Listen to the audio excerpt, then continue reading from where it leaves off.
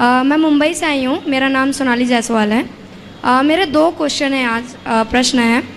पहला तो मैं जॉब करती हूँ मुंबई में, तो मेरे फ्रेंड सर्कल है जो कलीग्स हैं, मैं ना उनके साथ जस्ट खाते समय कुछ बात कर रही थी हमारे आध्यात्मिक चर्चा के रिलेटेड।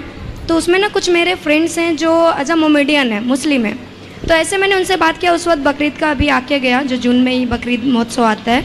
तो मैंने बात किया कि आप लोगों में मुझे एक चीज़ अजीब लगता है, बुरा ना मानो तो मैं इतना कहना चाहूँगी कि आप में कैसे आप बकरी खरीदते हो, फिर उसको बड़ा करते हो, फिर उसको खिलाते पिलाते हो और एट दिन आप बलि चढ़ा देते हो। मतलब कैसे आपको ये होता है कि खुद बड़ा करके खुद काट देना।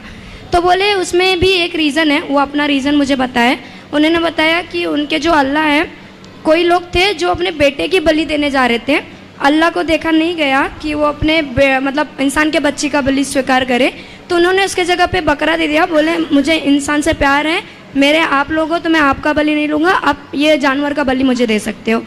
तो मैंने ऐसा पूछा उनसे, तो उसमें एक लड़की थी जो वो भी मोमेडियन थी। उसने बोला बुरा नहीं माना, मेरा भी एक तुम लोग के प्रति ये है। मैं बोली हाँ बोलो। तो उन्होंने बोला इस हिसाब से देखा जाए तो आप में भी एक है कि जब गणेश भगवान मतलब जब उनका गला कटा था, जब शिव जी ने खुद उनके पिताजी ने काटा था, तो आप लोग भी तो आखिर किसी एक हाथी के बच्चे का गला काट के उनको लगाया ना। तो भी एट दिन आपने किसी न किसी का तो मतलब भगवान ने भी किसी न किसी का तो गला काटा ना। तो मुझे भी ये खुद में क्वेश्चन हुआ कि ऐसा क्यों। मतलब भगवान थे तो वो माया कर सकते थे, वो उनका कैसे भी गला ला सकते थे, तो उस जगह पे हाथी का ही मुंडी क्यों काटना था, उनको क्यों उनका ये करना था। मैं आंसर नहीं दे पाई उनको। मैं भाई हाथी का गला काटा, बाद में गणेश जी जीवित हुए जी। अब आपका प्रश्न है कि भगवान है कुछ भी कर सकते थे। हाँ, तो वहाँ पे क्यों उनको? भाई देखो, गणेश जी के लिए एक हाथी काटा गया जी, माना जी, एक हाथी काटा गया जी, पर बकरे तो आज तक करोड़ों काटे गए। जी। एक काट के खत्म। एक को मार देना और करोड़ों को मार देना, अंतर है या नहीं? जी है। नहीं है अंतर है। तो आपको क्रॉस क्वेश्चन नहीं करना चाहिए था। नहीं, मैंने बोला कि इसके पीछे भी कुछ रीजन है, जैसे मैंने हमारे देखो गणेश शंकर जी जो हैं वो शंकर जी हैं, भगवान हैं। जी। और जिन्होंने उस हाथी का सिर काटा तो वो हाथी की सदगति भगवान ने की कि भाई मैंने काटा है तो मैं ही जिम्मेदार हूँ, तेरी सदगति मैं करूंगा। अच्छा। वो शंकर जी हैं, सब कर सकते हैं। जी। उन्होंने अपने धाम में उसे स्थान दिया। हाँ। तो उन्होंने सर्व सामर्थ्य कर सकते हैं। अच्छा।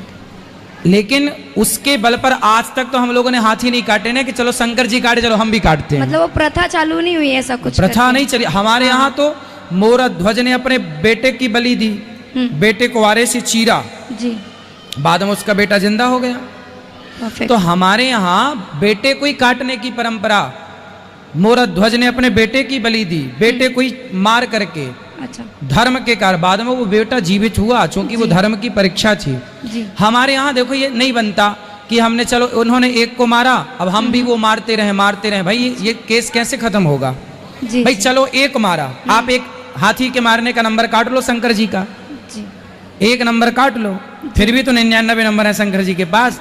और आपके कारण तो आज तक करोड़ों बकरे कट गए। जी। तो करोड़ों की हत्या ज्यादा अच्छी है या एक की हत्या? एक को जब डॉक्टर इलाज करता है और आपके किसी उंगली में पॉइजन हो जाए तो डॉक्टर बोलते हैं इस उंगली को काट दो। इस उंगली के काटने से हाथ बचता है तो एक उंगली काट देना चाहिए। एक हाथ को काट देने से संपूर्ण शरीर बचता हो तो हाथ काट देना चाहिए। एक व्यक्ति के मार देने से संपूर्ण नगर की रक्षा होती है तो उसे मार देना चाहिए। एक नगर को नष्ट करने से संपूर्ण राज्य की रक्षा होती हो तो उस नगर को नष्ट करना चाहिए। एक राज्य को नष्ट करने से संपूर्ण देश की रक्षा होती हो तो उसको ठीक करना चाहिए। ये नीति है, ये विदुर नीति है। इस नीति के हिसाब से यदि हाथी को मारा गया तो केवल हाथी को मारा गया, एक को। जी। उसके बाद किसी हाथी को नहीं मारा गया। नहीं। और आपके यहाँ एक बकरे को मारा गया, उसके बाद करोड़ों बकरे मारे गए। आज तक मर रहे हैं, आगे पता नहीं कब तक मरेंगे। तो अब ये अंतर है। ठीक है।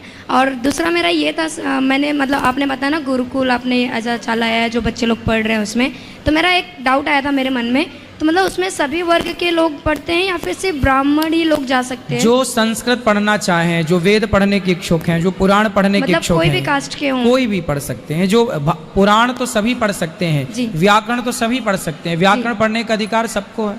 सभी व्याकरण पढ़ें। ठीक है। और लास्ट मैं जस्ट मतलब भाई हमारा रिटर्न टिकट है, हम जा रहे हैं, तो मेरा बस आपसे आशीर्वाद है कि आप वापस से मतलब राधा रानी कृपा करें, हम वापस से आपके चरणों में आए और वापस से हमें अच्छे अच्छे से दर्शन मिले आपकी।